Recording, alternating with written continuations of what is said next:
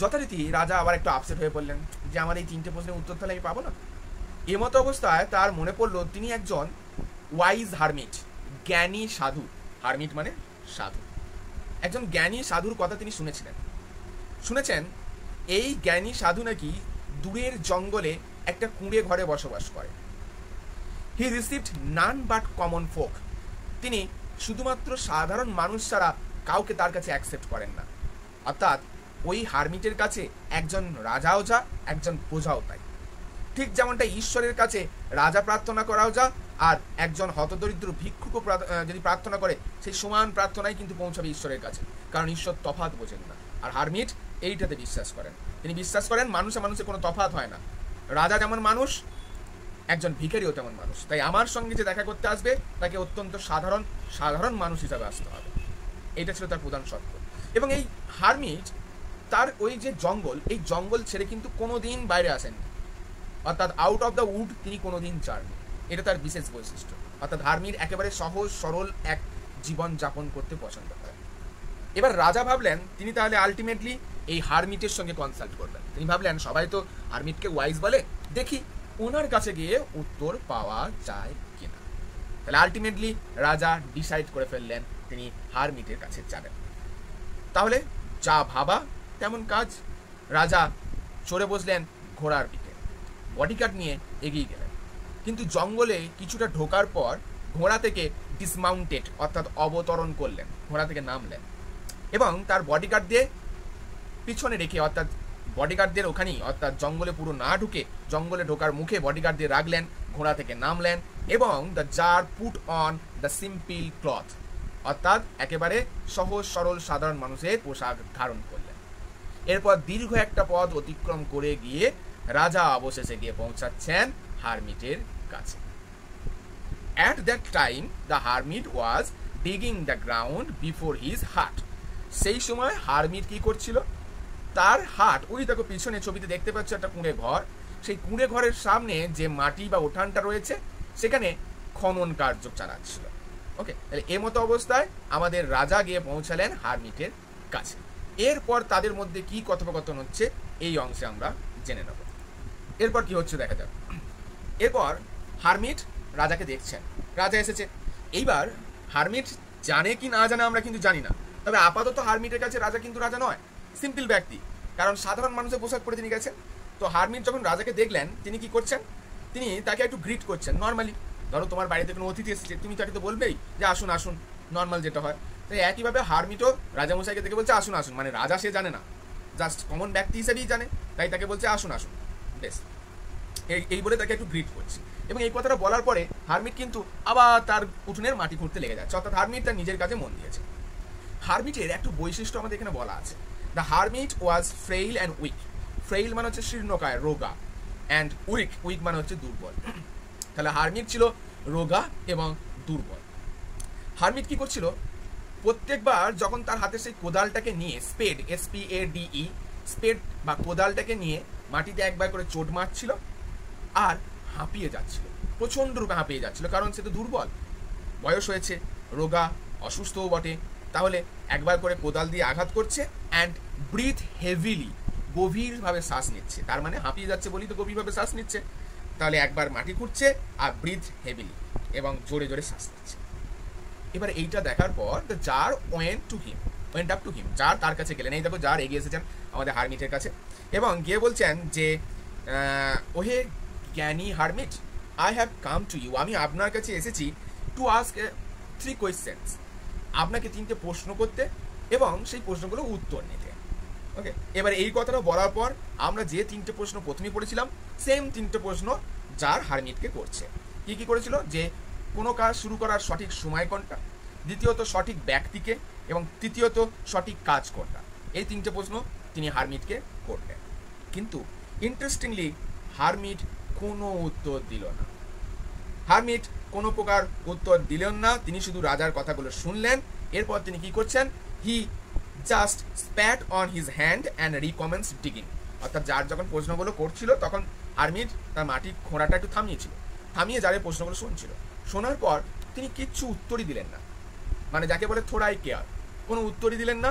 এরপর তিনি পুনরায় তার হাতে একটু স্প্যাট করলেন। স্প্যাট মানে হচ্ছে গিয়ে থুতু ছিটকে নেওয়া। ব্যাপারটা যদিও জঘন্য বলে মনে হলো, হারমিট এটাই করলো। তার হাতে একটু থুতু ছিটকে নিয়ে, হাতটা একটু ঘষে নিয়ে, কোদালটাকে নিয়ে পুনরায় রিকমেন্সড মানে শুরু করলেন ডিগিং, আবার খনন।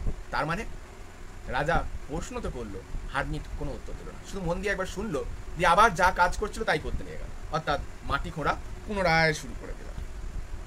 এবার যার দেখলো মনে হয় এই ব্যক্তি এত সহজে বলবে না, একটু অয়েলিং করতে হবে, হ্যাঁ, আমার এই নিরস কথায় মনে হয় চিড়ে ভিজছে না। সেজন্য যার বললো, হারমিট আপনাকে দেখে অনেক ক্লান্ত বলে মনে হচ্ছে, আমাকে একটু কোদালটা দিন না, আমি না হয় করে দিই, ঠিক আছে, মানে let me take the spade and work a while for you, আমাকে একটু কোদালটা নিতে দিন, আমি আপনার হয়ে না হয় একটু কাজ করে দিই। হারমিট বলছে থ্যাঙ্কস, ধন্যবাদ, এই কথাটা বলে সে কিন্তু আমাদের জারকে তার কোদালটা দিয়ে দিচ্ছে। এরপর জার টু বেডস অর্থাৎ দুটো কাঁথা বা দুটো বলতে পারো গাছ বসানোর যে জায়গা, হ্যাঁ, সেরকম দুটো খাল কাটছে। দুটো খাল কাটার পরই বা দুটো কাঁথা কাটার পরই আবার জার উঠে পড়ছে, উঠে বলছে, হারমিট আপনাকে 3টে প্রশ্ন করছিলাম, যদি আপনি উত্তর দেন। হারমিট আবার উত্তর দিচ্ছেন। হারমিট বলছেন, বাছা তুমি অনেক কাজ করেছো, দাও কোদালটা আমাকে দাও, আমি করি, হ্যাঁ। তার মানে হারমিট অ্যাকচুয়ালি ইনডাইরেক্টলি রাজাকে বলতে চাইলেন, বাবা তোমার কাজ করার তো উদ্দেশ্য নয়, আমি সেটা ভালোই জানি, তোমার উদ্দেশ্য তোমার প্রশ্নগুলো উত্তর নেওয়া। তোমার যদি সত্যিই মন থাকতো তাহলে এই দুটো মাত্র কাতা কুড়ি সঙ্গে সঙ্গে তুমি আমাকে বলতে না, যদি উত্তরগুলো বলেন, তার মানে তুমি আমাকে তোষামত করতে চাইছো।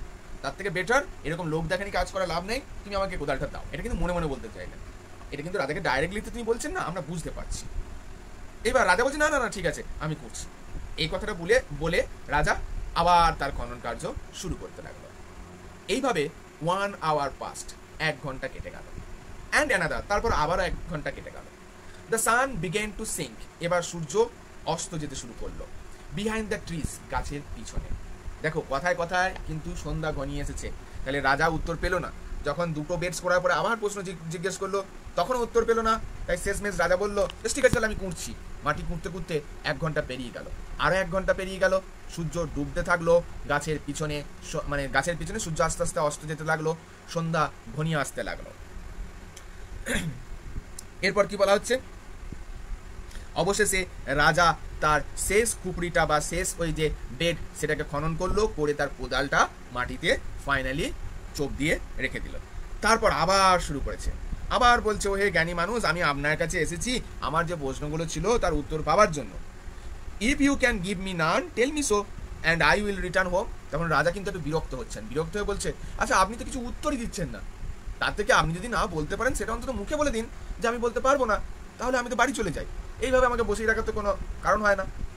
আপনি যদি না জানেন, আপনি নাই জানতে পারেন, সেটা স্বীকার করুন, বলুন যে আমি জানি না, তাহলে তো আমি চলে যেতে পারি। কিন্তু আপনি স্বীকারও করছেন না, উত্তরও দিচ্ছেন না, ভারী দোটানায় ফেলছেন। এইরকম কথোপকথন যখন চলছে, এরই মাঝে হঠাৎ করে একটা ঘটনা ঘটে যাচ্ছে।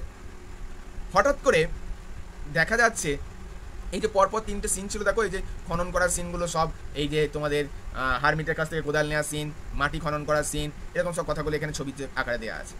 এরপরে যে ঘটনাটা ঘটছে এই ছবির ওপর, এই মতো কথা যখন চলছে, তখন হারমিট হঠাৎ করে বলে উঠছে, জঙ্গলের দিক থেকে কেউ একজন ছুটে আসছে মনে হয়, দেখো তো ওটাকে, চলো আমরা দেখি ওটাকে। এই কথা বলে হারমিট এবং রাজা একটু এগিয়ে যাচ্ছে। তখন তারা দেখতে পাচ্ছে জঙ্গলের ভেতর থেকে একটা বিয়ার্ডেড ম্যান বা দাড়িওয়ালা মানুষ বেরিয়ে আসছে, যার হাতটা চাপা আছে আপন হিজ স্টমাক, তার পেটের ওপর, বা এগেনস্ট হিজ স্টমাক, তার পেটের ওপর, এবং তার হাতের তলা থেকে রক্ত একেবারে গড়গড় করে গড়িয়ে পড়ে আসছে। অর্থাৎ তার পেটের থেকে রক্ত কিন্তু গড়গড় করে বেরিয়ে আসছে, এবং সেই রক্তটাকে ওই বিয়ার্ডেড ম্যান হাত দিয়ে চেপে ধরে আছে। এমতো অবস্থায় বিয়ার্ডেড ম্যানটি ছুটতে ছুটতে এলো এবং রাজার সামনে এসে ফেইন্ট, মানে মাটিতে পড়ে ফেইন্ট হয়ে গেল, অজ্ঞান বা অবচেতন হয়ে গেল। রাজা দেখতে পেল ওই বিয়ার্ডেড ম্যানের পেটে একটা গভীর ক্ষত রয়েছে, এবং সেই ক্ষত থেকে একেবারে যাকে বলে ঝরঝর করে রক্ত বেরিয়ে আসছে। রাজা সঙ্গে সঙ্গে নিজের হ্যান্ডকারচিপটা বের করলেন, এবং হ্যান্ডকারচিপ মানে রুমালটা বের করলেন, এবং সেই জায়গাটাকে ভালো করে বাঁধার চেষ্টা করলেন। এমতো অবস্থায় রাজা শুধু তো রুমাল দিয়ে বাঁধাটা পসিবল ছিল না, তখন হারমিটের একটা টাওয়েল নিচ্ছেন। তাহলে হারমিটের টাওয়েল এবং রাজার হ্যান্ডকারচিপ দিয়ে রাজা ওই ক্ষতটাকে ব্যান্ডেজ করলেন। কিন্তু এত রক্ত তো সহজে সিজ বা বন্ধ হওয়ার কথা নয়, গভীর ক্ষত হয়েছে, সেটাই হলো। রক্ত পুরো টাওয়েল হ্যান্ডকারচিপ ভিজিয়ে দিল। রাজা কিন্তু বারবার সেই টাওয়েলটাকে খুললো একবারে উষ্ণ বা ওয়ার্ম ব্লাডে ভিজে যাওয়া সেই টাওয়েলটাকে নিগড়ে নিল, জলের ধুলো, ওই জায়গাটাকে আবার পরিষ্কার করলো, ক্ষতর জায়গাটা, আবার সেই তোয়ালেটা বেঁধে দিল। এইভাবে বেশ কয়েকবার কিন্তু রাজা ওই ব্যক্তিটাকে নার্স করতে লাগলেন বা ট্রিটমেন্ট করতে লাগলেন, এবং ততক্ষণ পর্যন্ত এই ট্রিটমেন্ট চললো যতক্ষণ না ব্লাড ফ্লোটা একটু কম হয়ে আসছে বা বন্ধ হয়ে আসছে। যাক, কালক্রমে রক্ত পড়া বন্ধ হলো। রক্ত পড়া বন্ধ হওয়ার পর ওই ব্যক্তির জ্ঞান ফিরল, এবং রাজামশাই কি করলেন না, এবং ওই আমাদের যিনি হারমিট তার সহায়তা নিয়ে, মানে ব্যক্তির জ্ঞান ফেরার সঙ্গে সঙ্গে মাঝে একটা কথা বলেছিল ব্যক্তি, সেটা বলে দিই।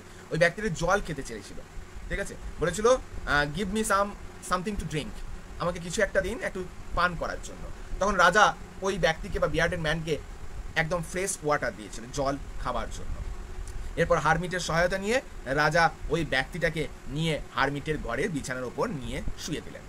যেহেতু সে ক্লান্ত ছিল, অর্থাৎ আমাদের বিয়ার্ডেড ম্যান আহত হয়েছে, ক্লান্ত হয়েছে, তাই সে চোখ বুজে সেদিন শুয়ে পড়েছিল, চোখ বুজে ঘুমিয়ে গিয়েছিল।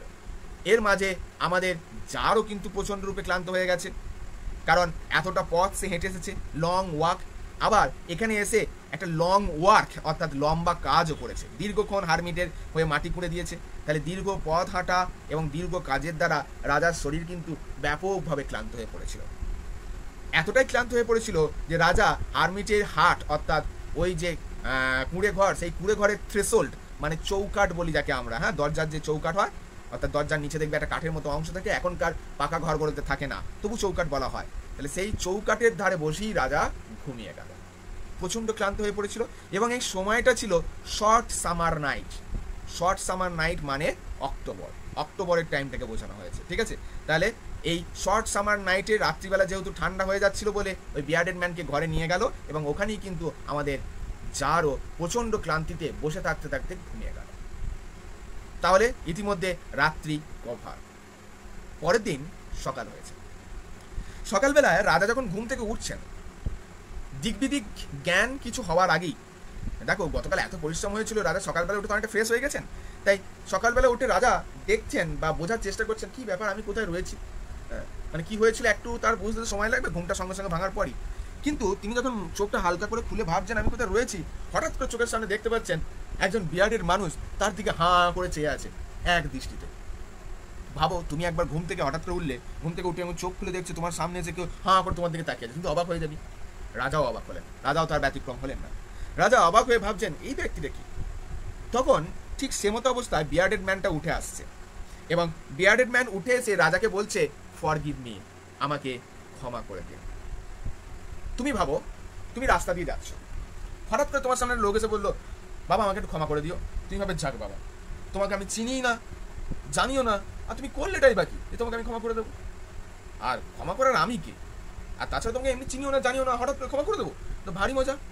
রাজাও তো এই বিয়ার্ডেড ম্যানকে চেনে না জানে না কিছুই না, কিন্তু বিয়ার্ডেড ম্যান হঠাৎ করে এসে বলছে ক্ষমা করে দিন, এ তো ভারী মানে অন্যায় সূচক একটা ব্যাপার স্যাপার বলা যেতে পারে। রাজা তখন ওই বিয়ার্ডেড ম্যানকে বলছে তুমি কে, তোমাকে তো আমি চিনিই না, আর তুমি করেছোটাই বা কি যে আমি তোমাকে ক্ষমা করবো, আর আমি বা ক্ষমা করার কে যে তোমাকে ক্ষমা করে দেবো। তখন বিয়ার্ডেড ম্যান ইন রিপ্লাই কি বলছেন রাজা বলছেন I do not know you. এবার বিয়ার্ডেড ম্যান কি বলছে, you do not know me but I know you. আপনি আমাকে চেনেন না কিন্তু আমি কিন্তু আপনাকে চিনি। এইবার বিয়ার্ডেড ম্যান তার পরিচয়টা দিচ্ছে। কি পরিচয় দিচ্ছে দেখো, I am that enemy of yours who swore to revenge himself on you because you executed his brother and seized his property। অর্থাৎ বিয়ার্ডেড ম্যান বলছে আমি হলাম সেই ব্যক্তি যে আপনার শত্রু এবং যে মনস্থির করেছিল আপনাকে খুন করে ছাড়বে, কারণ আপনি সেই ব্যক্তি অর্থাৎ আমার ভাইকে বিতাড়িত করেছেন, এক্সিকিউট করেছেন, রাজ্য ছাড়া করেছেন এবং আমার ভাইয়ের সম্পত্তি করায়ত্ত করেছেন, অর্থাৎ সব দখল করে নিয়েছেন। সেই কারণের জন্যই কিন্তু আমি মনস্থির করেছিলাম আপনাকে খুন করব। তাহলে ভেবে দেখো রাজা এমন একজন ব্যক্তিকে সারিয়ে তুললো, সেই ব্যক্তি যে ব্যক্তি কিনা তাকেই খুন করতে চেয়েছিল। এইবার কি বলছে দেখো, I knew you had gone alone to see the hermit। আমি জানতাম আপনি এই জঙ্গলে, বা আমি জানতে পেরেছিলাম আপনি এই জঙ্গলে হারমিটের সঙ্গে একা একা দেখা করতে আসবেন। And I resolved, এবং আমি মনস্থির করেছিলাম টু কিল ইউ, আপনাকে হত্যা করব। অন ইওর ওয়ে ব্যাক, আপনি যখন ফিরবেন। এইবার ভেবে দেখো তো, রাজা তো সেদিন ফেরেনি, হারমিটের সঙ্গে কথা বলছিল, বলতে বলতে সন্ধ্যা হয়ে গিয়েছিল, রাজা কিন্তু সেদিন ফেরেনি। কিন্তু ঘটনা কি ঘটেছিল এবার বিয়ার্ডেড ম্যান বাকিটা বলছে, কিভাবে সে আহত হয়েছিল।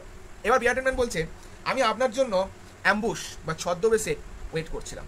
যখন দেখলাম আপনি ফিরছেন না, অনেক বেলা হয়ে গেল, বেলা কেটে রাত্রি হয়ে গেল, সন্ধ্যা হয়ে গেল, আপনি ফিরছেন না, আমি উদ্ব্যগ্র হয়ে উঠলাম এবং আমার অ্যাম্বুশ বা ছদ্মবেশ ভেঙে বাইরে বেরিয়ে এলাম। এবং যখন আমি আপনার খোঁজে বাইরে বেরিয়ে এলাম, আপনার বাইরে রাখা প্রহরীরা বা বডিগার্ডরা আমাকে চিনে ফেললো এবং আমাকে তারা মারার চেষ্টা করলো, এবং এই যে ছুরির আঘাত আমার পেটে যেটা রয়েছে সেটা আপনার বডিগার্ডরাই দিয়েছে। অর্থাৎ তাদের দ্বারা আমি আক্রান্ত হয়েছিলাম এবং কোনো ক্রমে প্রাণ বাঁচিয়ে আমি আপনাদের এখানে এসে পৌঁছাই। এবং কি আশ্চর্য ব্যাপার দেখুন, আপনি সেই ব্যক্তি, যে ব্যক্তিকে আমি মারতে চেয়েছিলাম, সেই ব্যক্তি আমার জীবন বাঁচালো। This is call the irony of fate. এটাই কিন্তু ভাগ্যের পরিহাস। যে ব্যক্তিকে ওই দাড়িওয়ালা ব্যক্তিটি মারবো বলে এলো, সেই ব্যক্তি ভাগ্যের পরিহাসে তারই প্রাণ বাঁচালো, অর্থাৎ শিকারীর প্রাণ বাঁচালো।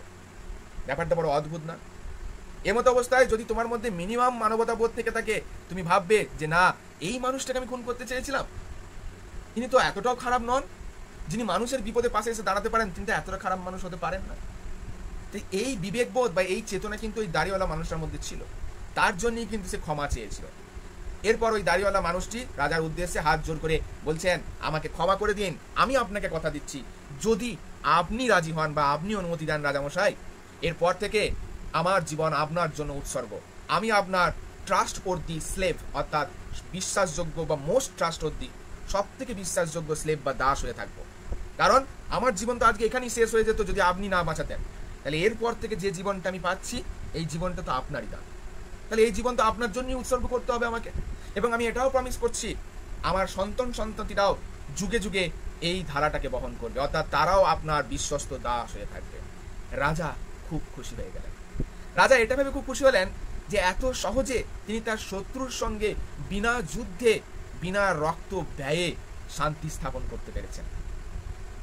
দেখো, রাজাকে কোনো কিন্তু বেগ পেতে হলো না, শুধু ওই লোকটির প্রাণ বাঁচালো বলেই ওই লোকটি আজ রাজার দাস হতে রাজি হয়ে গেল।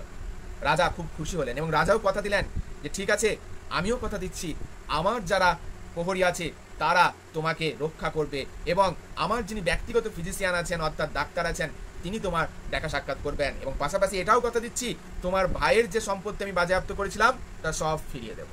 তাহলে দেখো কত ইজিলি, কত সহজে শান্তি স্থাপন করে ফেলে দুই পক্ষের মধ্যে। এই ঘটনাটা কিন্তু কিছুক্ষণ আগে নাও ঘটতে পারতো, একটা উল্টো ঘটনা ঘটতে পারতো। রাজা যদি সময় চলে যেত, সমস্ত কিছু চিত্রটাই পাল্টে যেত। এত শান্তিতে এত কিছু মিটতো না, সেখানে কিন্তু অনেক রক্ত ঝরত, এবং সেই রক্তটা ভুল বোঝাবুঝির রক্ত। এখানে বিয়ার্ডেড ম্যানের রক্ত ঝরেছিল ভুল বোঝাবুঝি মেটানোর জন্য, কিন্তু রাজা যদি বাড়ি ফিরত, সেই রক্ত ঝরত ভুল বোঝাবুঝি জিয়ে রাখার কারণে। শত্রুতা দিনে দিনে দেখো আরো বাড়ত। তাহলে শত্রুতার দ্বারা কিন্তু কোনো কিছুকে মেটানো যায় না, মিত্রতার দ্বারাই কিন্তু শান্তি স্থাপন করা যায়। তাহলে এখানেও যা শান্তি স্থাপন করে ফেললেন কত সহজে। ঘটনায় যার খুব খুশি। এরপর যার বিয়ার্ডেড ম্যানের কাছ থেকে চলে আসছে, এবার তো বিদায় নেওয়ার সময় হয়েছে, পালা এসেছে বিদায় নেবার, বিদায় তো নিতে হবে তাকে। তাই শেষবারের মতো বিদায় নেবার আগে তিনি ভাবলেন, যাই একবার মানে আমাদের হারমিটের সঙ্গে দেখা করে আসি, শেষবারের মতো হলেও কোশ্চেনটা তাকে জিজ্ঞেস করে আসি, দেখি তিনি কিছু উত্তর দেন কিনা।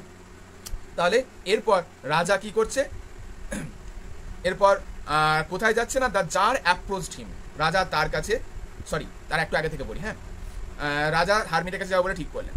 Before going away he wished come more to beg an answer to the question, অর্থাৎ চলে যাবার আগে তিনি মনস্থির করলেন একবার হারমিটের কাছে চাই। The hermit was outside, hermit তখন কোথায় ছিল, ওই কুঁড়ে ঘরের বাইরে বা হাটের বাইরে। অন হিজ নিজ, তার হাঁটুর ওপর ভর করে, সোয়িং সিড, বীজ বপন করছিল। হারমিট বসে বসে ওই যে গতকাল খালগুলো কুঁড়েছিল না, ওই খালগুলোতে বীজ বপন করছিল, গাছ লাগানোর জন্যই তো ওরা, তাহলে বসে বসে তার হাঁটুর উপর ভর দিয়ে বীজ বপন করছিল। এরপর the czar approach to him and said, czar তার কাছে গেলেন এবং জিজ্ঞেস করলেন, ফর দ্য লাস্ট টাইম, শেষবারের মতো, I pray you to answer my questions wise man, বলছেন ওহে মহান জ্ঞানী মানুষ, শেষবারের মতো আপনার কাছে প্রার্থনা করছি, আপনি আমার প্রশ্নগুলো উত্তর কি দেবেন বা দিতে কি পারবেন। এর উত্তরে হারমিট কি বলছে দেখো, একটা চমকে দেবার মতো লাইন বলছে, you have already been answered, তুমি ইতিমধ্যেই তোমার উত্তর পেয়ে গেছো বাছা। হোয়াট, হোয়াই, হাউ, কিভাবে? হারমিট বলে উঠলো, তুমি ইতিমধ্যে তোমার 3টে প্রশ্নের উত্তর পেয়ে গেছো বাছা। আমাদের মতোই কিন্তু চারেরও এক্সপ্রেশন তাই হলো। চার তখন বলে উঠলো, ইতিমধ্যে 3টে প্রশ্নের উত্তর পেয়ে গেছি? কিভাবে, কি বলছেন আপনি? আমি কিছুই বুঝতে পারছি না। এইবার যা মানে হারমিট সমস্ত বিষয়টা এক্সপ্লেন করছেন। এই প্রথমবার হারমিট সব থেকে বেশি কথা বলতে চলেছেন। যে হারমিট 3টে প্রশ্ন শুনে একেবারে নিশ্চুপ ছিল, সেই হারমিটের গোটা স্পিচ আমাদের লাস্ট প্যারাগ্রাফটা, এবং সব থেকে ইম্পর্টেন্ট স্পিচ বলা যায়। খুব মন দিয়ে শুনবো। Do you not see? আচ্ছা, আপনি কি দেখেননি?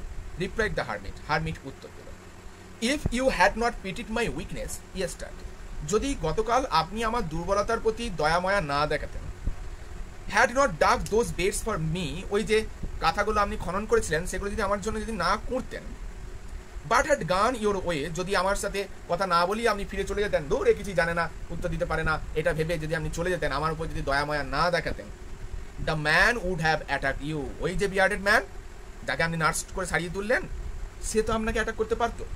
দেখুন না, সেই তো আপনার জন্য ওয়েট করছিল। তাহলে আপনি আমাকে দয়া দেখিয়েছিলেন বলেই কিন্তু এ যাত্রায় আপনার প্রাণটা বেঁচেছে। And you would have repented of not having stayed with me, এবং তখন হয়তো আপনি হাফ ইত্তেস করতেন, বা হাফ ইত্তেস করার সুযোগটাও হয়তো পেতেন না। কি হাফ ইত্তেস করার? যে আজকে যদি হারমিটের সঙ্গে থেকে যেতাম তাহলে এত বড় বিপদ আমার হতো না, এটা করতেন। তার মানে আমরা কাজ করার পর হাফ ইত্তেস করি, কাজ করার আগে ভাবি না। তাহলে আপনি কাজ করার আগে ভেবেছিলেন, আমার প্রতি দয়াময়া দেখিয়েছিলেন, তাই এ যাত্রায় আপনার প্রাণ বেঁচে গেছে। তখন এর উত্তরে হারমিট আরো কি বলছে দেখো হারমিট, সুতরাং the most important time was when you were digging the base, সুতরাং এই ঘটনার পরিপ্রেক্ষিতে, অর্থাৎ এই যে ঘটনাটা আমি বললাম, এই ঘটনার পরিপ্রেক্ষিতে আপনার কাছে সব থেকে গুরুত্বপূর্ণ সময় ছিল সেই সময়টা যখন আপনি মাটি খুঁড়ছিলেন। ওই সময়টুকু যদি আপনি এখানে না কাটাতেন তাহলে আপনার জীবন যেত। ওই সময়টুকু কাটিয়েছিলেন বলেই আপনার জীবন বেঁচে গেছে। তাহলে লাইফের থেকে বা জীবনের থেকে তো গুরুত্বপূর্ণ কিছু হতে পারে না, জীবনের থেকে ভ্যালুয়েবল অন্য কিছু নেই, কারণ বেঁচে থাকলেই বাদ বাকি সব জিনিসগুলো থাকবে। তাহলে আপনার জীবন বাঁচিয়েছে ওই সময়টা যখন আপনি মাটি খুঁড়ছিলেন। বেশ, and I was the most important man, এবং দেখুন আমি কিন্তু সব থেকে গুরুত্বপূর্ণ মানুষ ছিলাম। তাহলে প্রথম উত্তরটা পেলেন, সব থেকে গুরুত্বপূর্ণ সময় মাটি খোঁড়ার সময়টা, এই ঘটনার সাপেক্ষে সব থেকে গুরুত্বপূর্ণ মানুষ আই মিনস হারমিট, কারণ ওই সময় আপনি আমাকে দয়া করেছিলেন, তাহলে আমি গুরুত্বপূর্ণ মানুষ, আমার প্রতি দয়া হয়েছিল বলেই আপনি প্রাণে বেঁচেছেন।